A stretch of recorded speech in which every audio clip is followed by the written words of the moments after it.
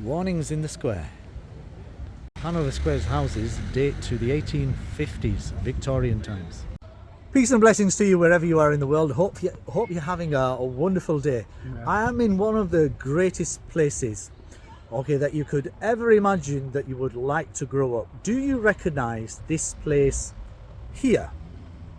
The legendary square. Do you recognize this place here? Wow. MashaAllah, and with me I have the absolutely fantastic Kashif with me, right, who's caught me. So yeah, we've had a little bit of a conversation, and Kashif is MashaAllah, okay, nearly hitting the 30s in terms of age. Yeah. So he's got fair memories of this place as well.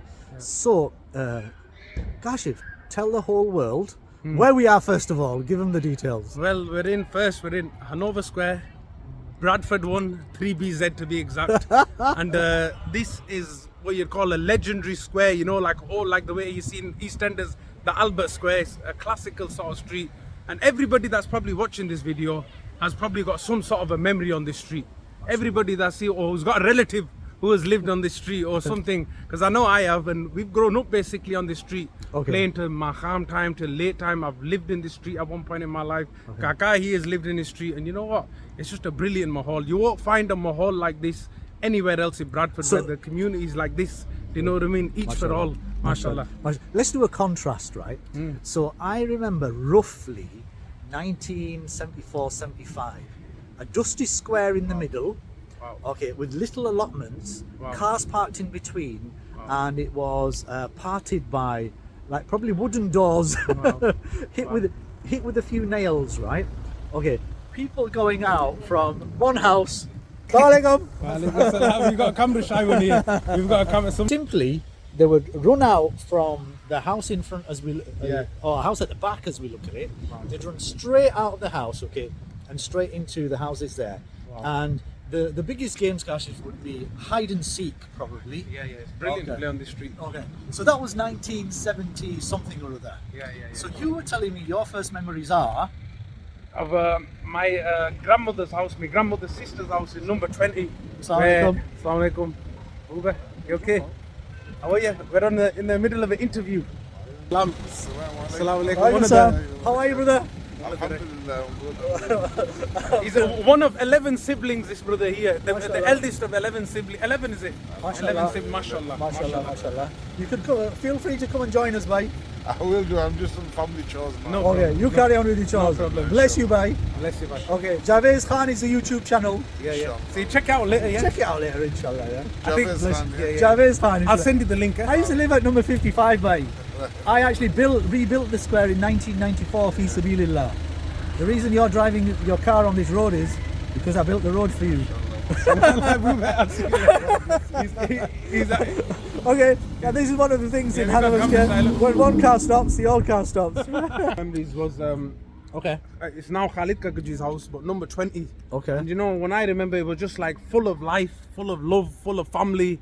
Everyone getting together, loads of kids playing on the back alley, and you know, being out till all hours. You know, the parents and the grandparents not worrying about where the kids are. As long as they know they're in the street, you're safe.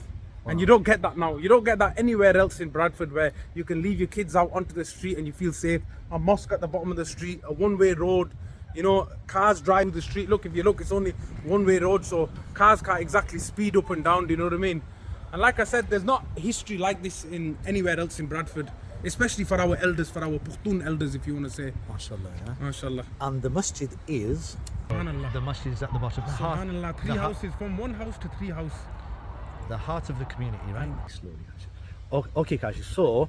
So that was some years ago, right? Yeah. So second memories I have is some of the elders, particularly Anwar Khan Lala, right?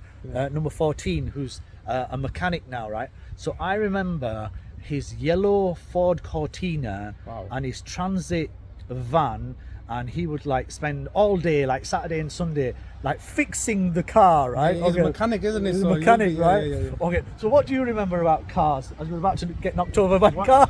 Well, I'll tell you one thing I do remember. Like transport in the square. If you look at the street now, you can see every single, there's not a car parking space available. And when we were younger, I'll tell you one thing, it wasn't. If you look, the streets packed. And at one point in time, it was like a 3-4 car parking space, and then empty, and then a 3-4. You know how it was in most streets, and now the street is struggling with car parking. They've had to make that in the middle a car parking because they can't take everybody's cars. So, Kashif, my memories of the masjid in the square, okay, going back to, my goodness, I don't know when it was, 1970 something or other, 1980. I think it was number 44. There'd be a number of elders. Yeah. To be fair, from what I remember, and I'm only going from memories, in terms of being a nipper and being a young person. So people going into the mosque, okay, as Hafiz Shahid, mashallah, goes past. So upstairs it was like pretty ragged. Downstairs amenities were very, very simple. People would do ablution at home. Azan was within the masjid.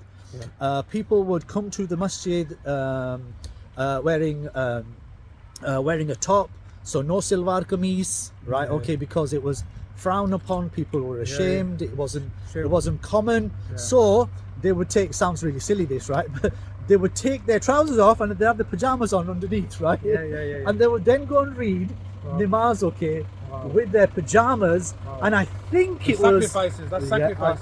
And there's was it Rahman Allah, mashallah, somewhere. The only ice cream man on the street, mashallah, right? So it was either one of these. It was either this will be the house where they lived in, I think. So it was either 44 or 43. I can't remember the both.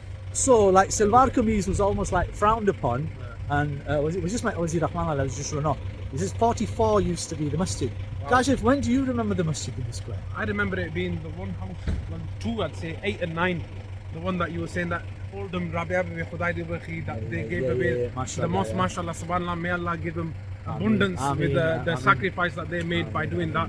And now they've turned it into a 3-house mosque. So from a 1 house to 2 house, now alhamdulillah it's 3 houses. And it's spacious enough to accommodate the whole street and events like funerals and these sort of things. Do you know what I mean? Mashallah. From 1 house. Mashallah. May Allah bless her. Ameen. You know what I mean? And the boys and family now in Oldham, right? Yeah, exactly. The family in Oldham reaping the benefits of the charity or whatever you want that their grandmother, their mother did in the late 80s. Mashallah. And that masjid changed our lives. Everybody's and lives. Changed the lives of generations. It made them all in the street feel good. Absolutely. You know, so look, masjid, no water. New generation, mashallah. So second generation, third generation. Warm water, no heating, plenty of heating.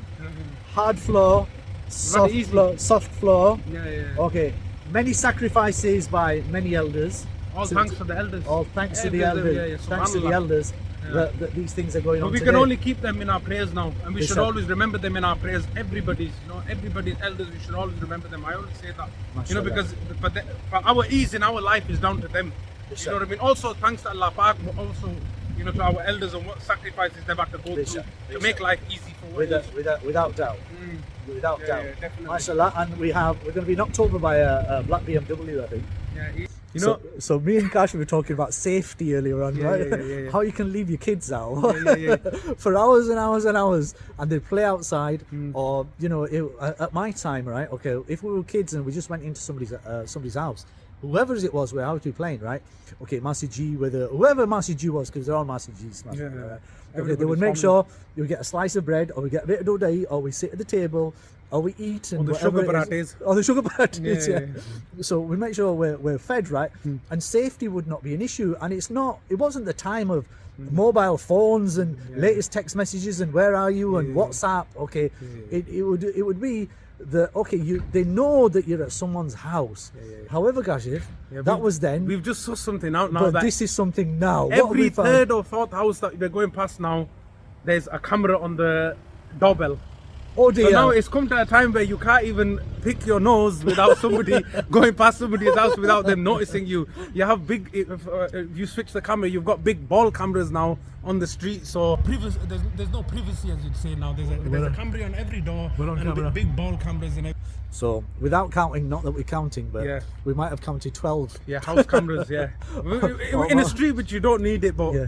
So I said, if you're watching, it's all your fault, bro. yeah, you started the trend. Yeah, and if Kazim Khan, if you're watching as well, right? You started the trend as well. You PCF, Yeah, yeah. PCF guys, yeah. Yeah, What yeah. they go. Yeah, yeah. Mashallah. But look, seriously apart, look, from that time and this time as well, it's very, very mashallah safe generally in the square. Yeah. It has got a slightly more tarnished a reputation more recently. A few things have happened, but overall, look, focus on the positive. Yeah. Still today, the togetherness, the same language, the same people, same festivals. Just a few more of the Bangladeshi people have come into the community a little bit more from what it was 20 years ago. Yeah. At one point in time, it was a lot of the Pakhtun people, if you'd want to say Pathan people. But now, alhamdulillah, a lot of the Bangladeshi community have moved into quite a few of the houses. Do you know what I mean? So it's a little bit of a mixed mahal now. Yeah. You know what I mean? And everyone, alhamdulillah, gets on like that. Yeah, you know what I mean? Still, and may Allah keep it like that. Ameen. Because it's a beautiful street with a lot of history, like as we've said.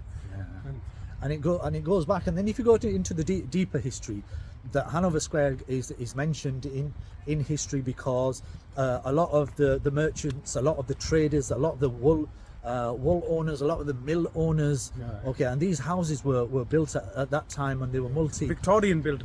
Yeah, Victorian absolutely. build, It goes Victorian back build, back to the 1850s, and deep history in Bradford will tell you Hanover Square was built generally for the richer end of the community.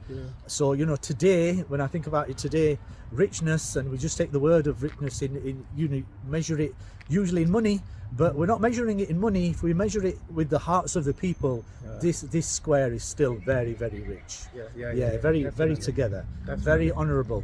And may Allah subhanahu wa ta'ala keep particularly the elders strong. So they act like an umbrella, above all the youngsters. And it's nearly Maghrib time. And Kashif, we were talking about the masjid, and we have ended up at the masjid. And we are going to, inshallah, offer our Maghrib prayers. Right? Okay. So it's time we're talking about, richness, we're talking about history, we're talking about people, but ultimately, me and you, and particularly as Muslims, we have a purpose.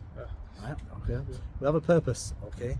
And I asked one of my friends recently, asked one of my elder friends recently that, look, God has given you riches, God has given you beautiful family, He's given you all the materials as well. Why do you not retire? And Kashif, this was his answer. And he's Christian, and this was his answer. He says, often when we talk about retirement, we talk about giving up a job. He says, often we talk about giving a job.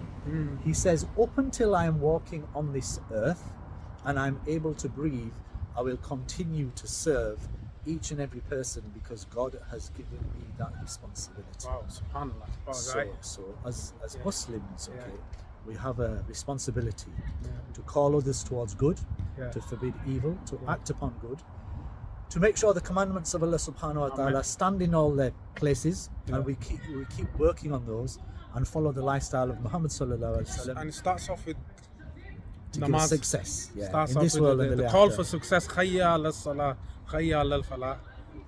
That's what it is. We've been put on this life for one reason, to obey Allah and His commandments, and this is one of the biggest, if not, is the salah. And there's no life without salah. Absolutely. Wherever you do in life, you do, whether you do wrong, whether you do good, whatever, never ever ever leave your salah. Doesn't matter who you are, whatever you do. MashaAllah. So wherever you're watching in the world, be blessed and have a wonderful, blessed day. Thank you for being here. Assalamu alaikum. Assalamu alaikum.